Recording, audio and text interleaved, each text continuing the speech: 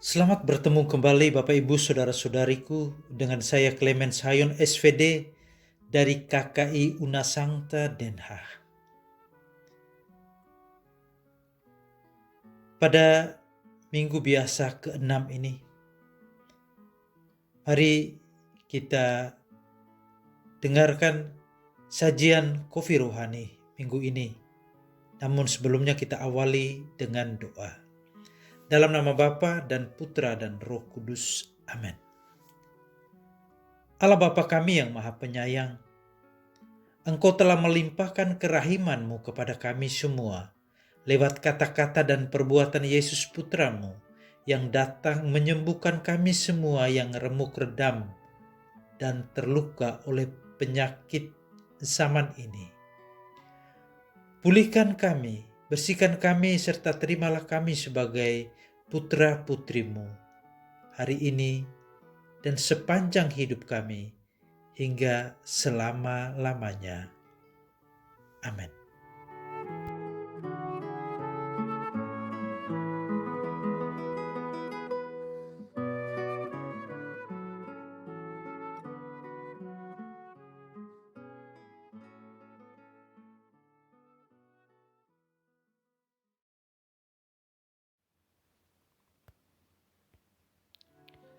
Inilah Injil Yesus Kristus menurut Markus. Seorang yang sakit kusta datang kepada Yesus dan sambil berlutut di hadapannya, ia memohon bantuannya. Katanya, "Kalau engkau mau, engkau dapat mentahirkan aku." Maka tergeraklah hatinya oleh belas kasihan. Lalu ia mengulurkan tangannya, menjamah orang itu dan berkata kepadanya, "Aku mau, jadilah engkau tahir." Seketika itu juga lenyaplah penyakit kusta orang itu dan ia menjadi tahir. Segera ia menyuruh orang itu pergi dengan peringatan keras. "Ingatlah, janganlah engkau memberitahukan apa-apa tentang hal ini kepada siapapun, tetapi pergilah, perlihatkanlah dirimu kepada imam dan persembahkanlah untuk pentahiranmu persembahan yang diperintahkan oleh Musa sebagai bukti bagi mereka." Tetapi orang itu pergi, memberitakan peristiwa itu dan menyebarkannya kemana-mana, sehingga Yesus tidak dapat lagi terang-terangan masuk ke dalam kota. Ia tinggal di luar di tempat-tempat yang sepi, namun orang terus juga datang kepadanya dari segala penjuru. Demikianlah Injil Tuhan.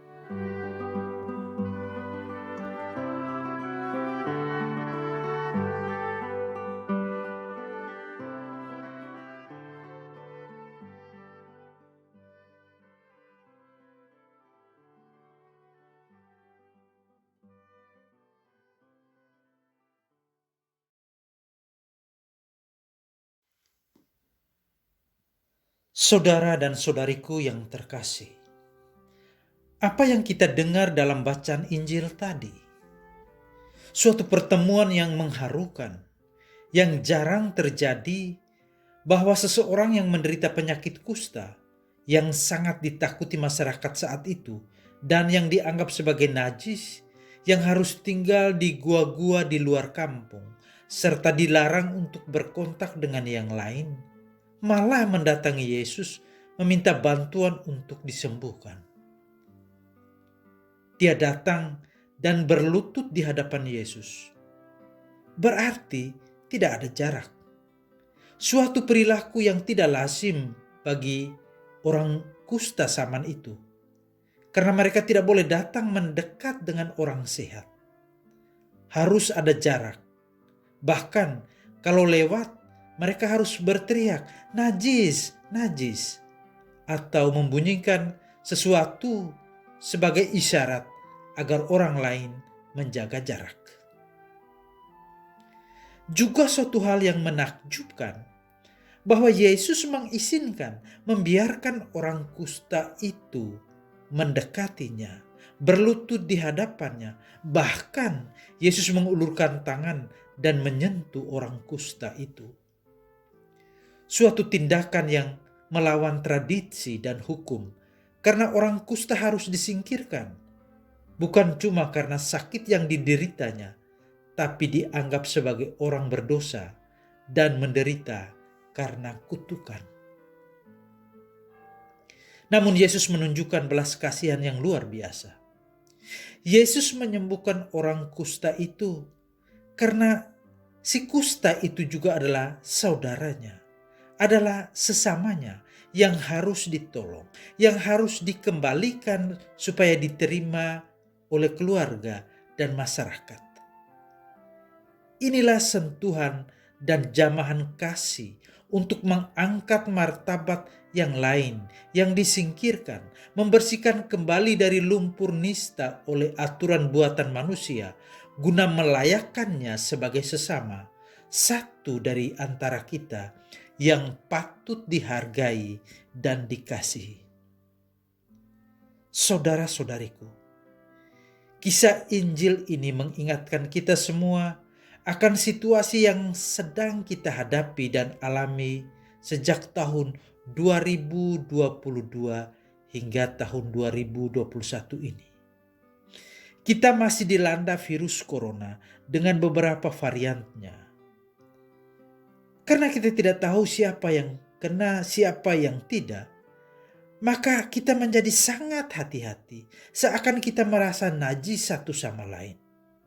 Sebagai sahabat, sebagai anak, orang tua, sebagai saudara-saudari, sebagai cucu, opa dan oma, kita tidak boleh bersentuhan, berpegangan, harus jaga jarak 1,5 meter. Kita merasa ada jarak satu sama lain. Hubungan sosial kita menjadi dingin. Sentuhan lewat siku kurang terasa, sebab sering kita lakukan tergesa-gesa seakan mengingatkan, sentuh aku, tapi hati-hati. Apakah kamu tidak ada apa-apa? Lakukan cepat-cepat kalau kamu tidak ada apa-apa. Juga wajah kita sering ditutup dengan masker, membuat orang tidak mengenal siapa kita. Juga kita mudah menyembunyikan perasaan kita kepada yang lain, menyembunyikan siapa kita sesungguhnya. Ada juga rasa ditinggalkan, diisolasi, khususnya kelompok rentan. Corona ini sungguh mengguncang kehidupan masyarakat. Bukan cuma kehidupan ekonomi, tapi juga kehidupan sosial. Dalam Injil, Yesus prihatin tentang nasib penderita kusta. Yesus tahu dan merasakan bagaimana perasaan si kusta sebagai orang dikucilkan, sebagai orang berdosa, dan dianggap sebagai orang terkutuk. Maka oleh rasa belas kasihannya, Yesus membiarkan dirinya didekati, dikontak, dan Yesus sendiri membungkuk, menyentuh serta menyembuhkannya. Saudara-saudariku, apa yang kita alami dan rasakan saat sekarang di masa pandemi ini? Kita merasa seperti penderita kusta itu. Rentan, tak berdaya, terpisah, tidak tersentuh. Kita dengarkan seruan dan harapan ini. Buatlah aku bebas dari corona. Pemerintah serta berbagai instansi kesehatan bersama tim medis serta pihak keamanan telah mengambil tindakan konkret untuk menangani pandemi ini. Kita lihat dan alami berbagai kebijakan, usaha, langkah telah dilakukan untuk membebaskan kita dari corona, bahkan sudah mulai vaksinasi. Ini menandakan bahwa semua kita peduli satu sama lain. Kita saling bekerja sama untuk keselamatan dan kesehatan kita bersama. Semoga warta Injil hari ini menguatkan kita untuk tidak merasa takut dan sendirian. tidak putus asa dan tidak menyerah, tapi tetap optimis bahwa badai COVID-19 ini akan berakhir dan bahwa apapun derita yang kita alami, Tuhan tidak meninggalkan kita sendirian. Amin.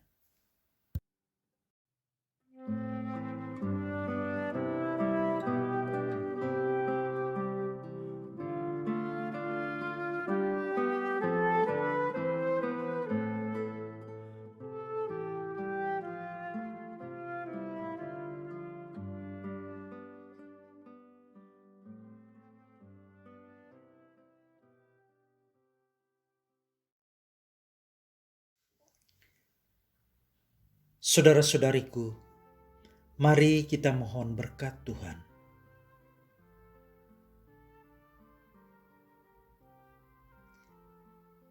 Kita dengar dalam Injil tadi, Yesus mengatakan, "Aku mau, jadilah engkau tahir.